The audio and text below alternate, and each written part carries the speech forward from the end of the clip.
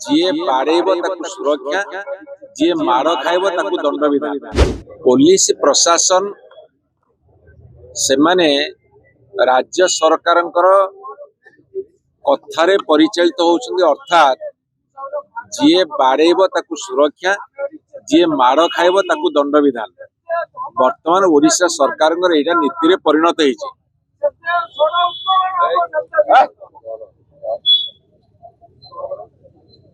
वर्तमान ओडिशा सरकार नीति होइछि जी बाड़ेब सुरक्षा दिया जिवो जी माड़ खाइब दंड दिया जिवो।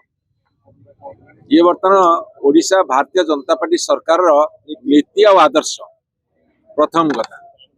द्वितीय कथा आपणकर माननीय टीवी चैनल माल देखै किए बाड़ौला समस्त सोशल मीडिया रे पड़ी किए बाड़ौला जदि पुलिस कह 24 घंटा गला पर आउ 24 घंटा नब ताले आईन श्रृंखला केमिति से मेंटेन करपन मैंने अनुमान करंतु। सारा ओडिशा रु सकाळु एते टेलीफोन आसिलानी जे आज्ञा ये जो इश्यू हेइची याकू जदि पुलिस विभाग राज्य सरकार तुरंत कार्यानुष्ठान ग्रहण करेनि आपण माने आंदोलन जारी रखंतु।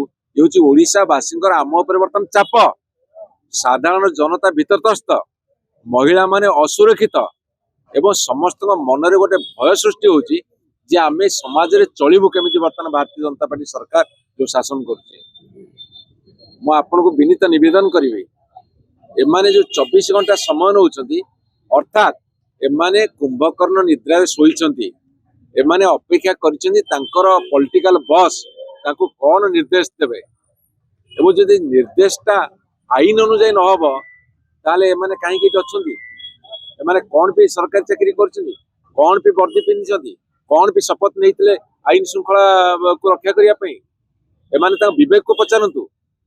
विवेक बोली शब्द जदि मरी जीव ताहाले भारत वर्षर गणतंत्र नाही बोली कहबा पड़िबो। एटी जंगल राज चलछि एटी तालिबान शासन चलछि।